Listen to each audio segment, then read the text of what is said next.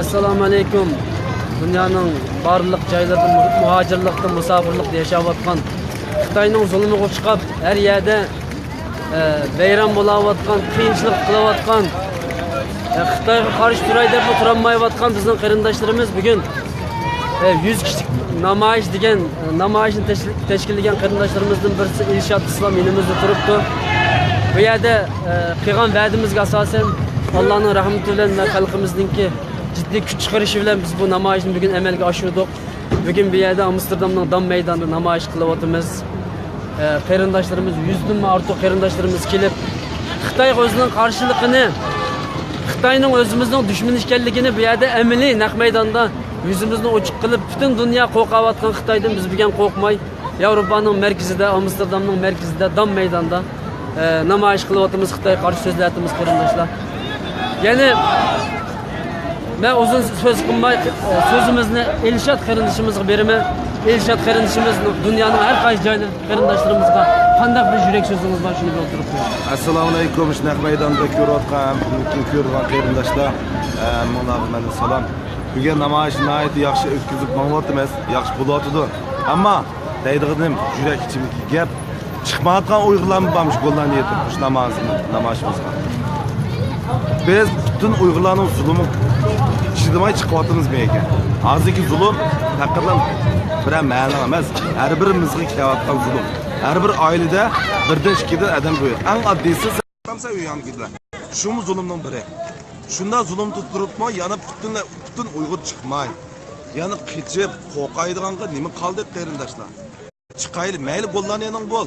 Mayli dunyo boshqa yer, boshqa davlatda faoliyat qilmoqchi bo'lgan, namoyish qilmoqchi bo'lgan qarindoshlar bo'lsin. Chiqayli, hammamiz chiqgan vaqt keldi qarindoshlar, qo'rqaydigan as qolmadimdi. Qo'rqaydigan nima qoldi? Ota-onaning rohat ko'ramatsa, rohat paranjamatsa, ketishga qolsin. Rohat qilamatsa, qo'rqaydigan nima qoldi? Chiqayli hamdi. Chiqimiz. Mushayda turib, qo'llaning namoyishi qichib, yana qo'rqib manda qilamki dedim, ahmoqlar. Uyg'oninglar. Bu zulm kelaverdi, to'xtab qolmaydi, eg'ilishib turibdi hozir. Shuningga o'zinglarni beshinglar bir silkitib chiqinglar hamdi. Biz mushu namoyish chiqqan qarindoshlardan Alloh rozi bo'lsin. Mushu qarindoshlar sizningki qiynayotgan zulm uchun chiqyapti. Sen hijib bo'lishing bil. Bu gaplarni qo'rqib chiqmayotganlarni aytgan gap. Xato tushunish bo'lib qolmasa, qo'rqib yana 2 yil o'ynatgan o'yinlarni aytgan gap. Endi qo'pmasak Tığma egir bo'lib tutdi. Millatni qutuladigan o'zimiz, boshqa millat yo'q, qarindoshlar, xotirjam bo'linglar. Gollandiya hukumat hech qanday cho'ng chiqib kiramaydi. Yevropa hech qanday cho'ng chiqib kiramaydi. Amerika shu. O'zimizda bog'liq. Vatan millatni ochib tutganlarni qutuladiganga o'zimiz qopmasak, hech kim qopmaydi, unutmaylik. Shuningga hammamiz qopishimiz kerak.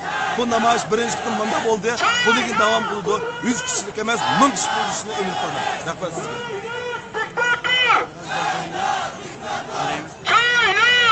Bundan keyin nima qilish kerak Uyg'urlarni? Buni so'zlayman. Uyg'ur xalqi aqlni ish kerak. Dunyodagi kuchli davlatlarning siyosiy o'yini va jamoatlarni qurboni bo'lmoqda kerak. Uyg'ur xalqi bugun navbatda xalqimiz duch kelayotgan real vaziyatni tushunish. Bugun Uyg'ur yashaydi yoki o'ladi. Holimiz bu. Bizning bunday bir holimiz bo'lgan ekanmiz. Bugun biz o'zimizni ilm ma'rifat bilan qurollantirish, o'zimizni tushunish, o'zimizning dushmanimizni tushunish ve shundan birga bu inqilobiy da'vo yo'lida qo'limizdan kelishi, kuchimizdan yetishicha xalqimizga bo'lgan o'zimizga sadoqatimizni, ahamiyatimizni mardni maydonda sinaydigan kun bugun. Bugun mardni maydonda sinaydigan kun. Imom bilan kufrni bugun sinaydigan kun bugun.